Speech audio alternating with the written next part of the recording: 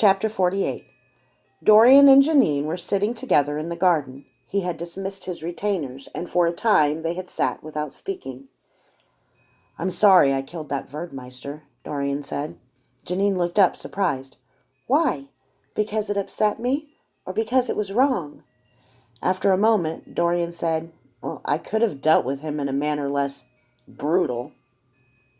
"He was responsible for those aethelings, wasn't he?" "Yes," Dorian said.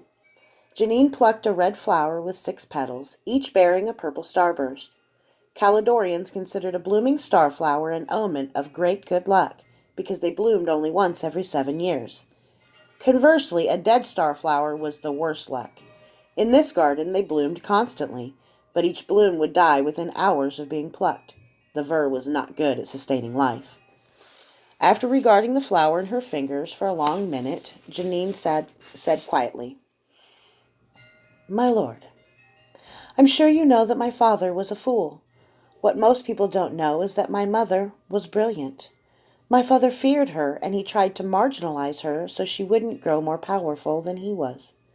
She knew it, and she let him because she didn't care to turn her mind to politics. It was too rough, too dirty, too brutal for her.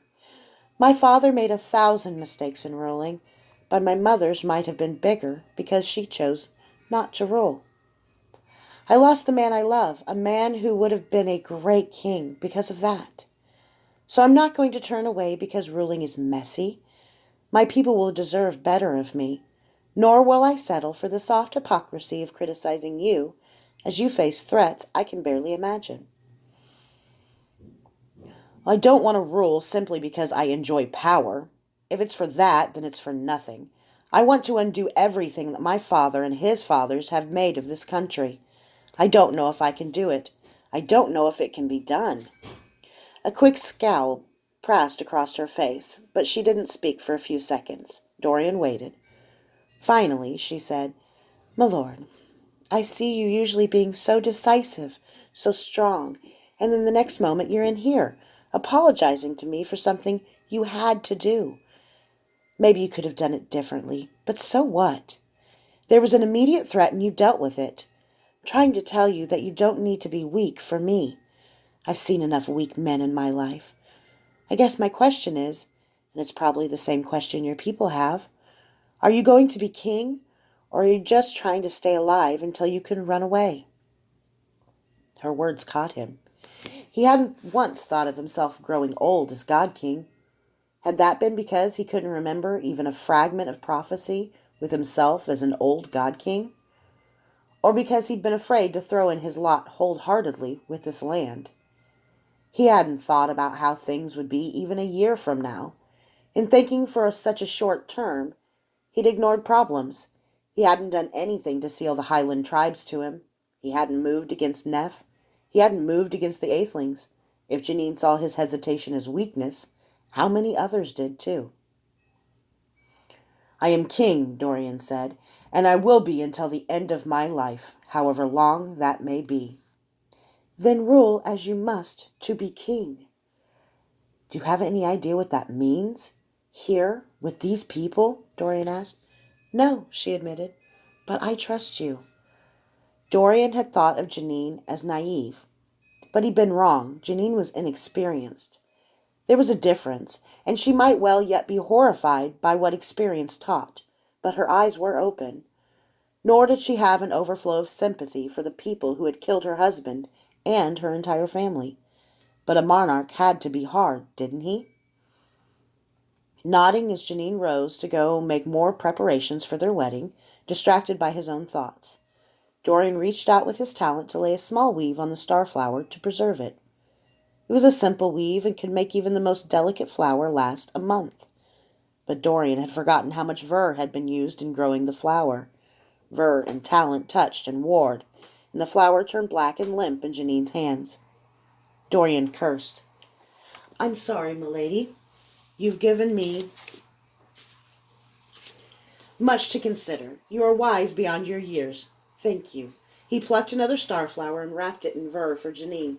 It would last a few days, but then he'd simply pluck another. The royal guards let Kyler pass without comment. Elena Drake stood near the door, arms folded under her breasts. "I'm sorry," Kyler told her. "How could you do this to Elaine?" she asked.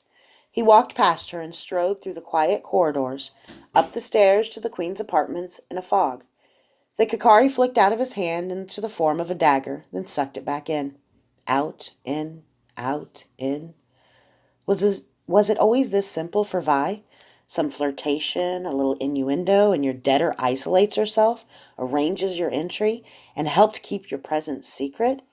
After the lengths to which Kyler had gone for some kills, walking in an unlocked door seemed like cheating. The guards hadn't even taken the dagger from his belt. Leaning against the doorframe, he breathed deeply. He'd seen so much death in this place. Tara Grayson's room was Gareth Ursel's old room.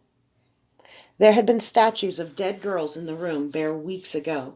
What had they done with those statues of flesh made stony? If he ever found Trudonna Jadwin, he would make Hugh Gibbet look kind. Such bloody, bloody thoughts. Kyler knocked. There was a scuffling of bare feet on marble, and then Tara Grayson opened the door. Kyler was surprised she was still fully clothed. She stepped close and kissed him softly, luxuriously, their only contact in their lips. She moved slowly backward, sucking on his lower lip. He followed, letting her take the lead. She closed the door and stepped into his embrace.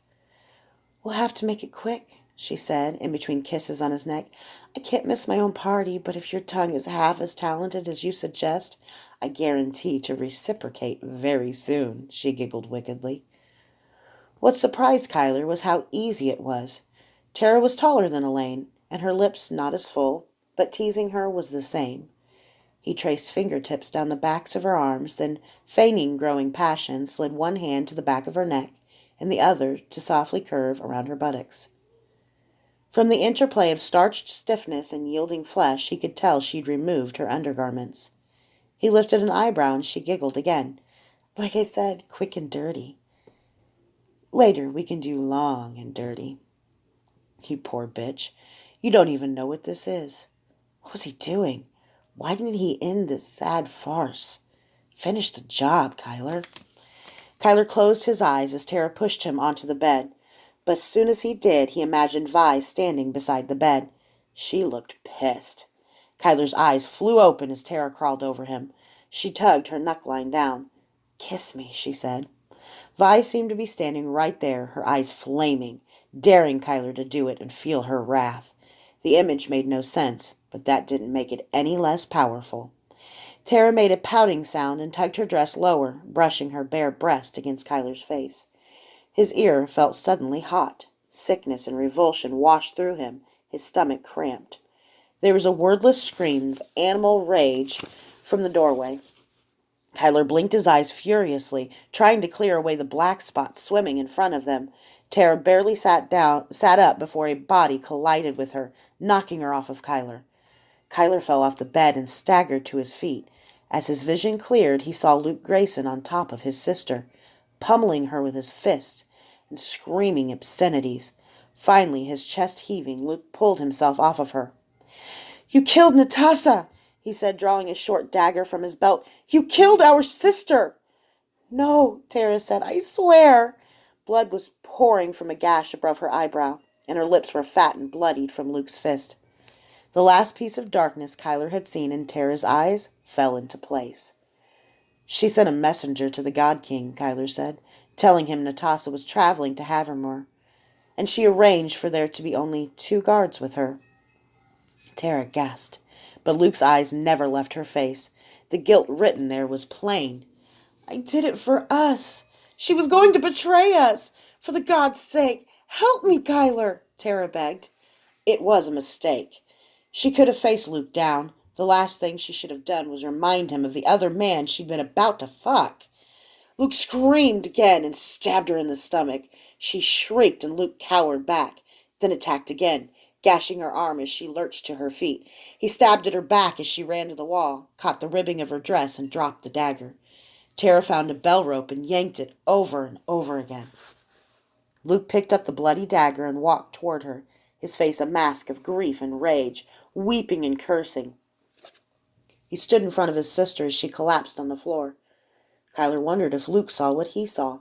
Tara Grayson, without power, without the hauteur, was a pitiful shadow. She hunched into the corner, blubbering, "Please, Luke, please.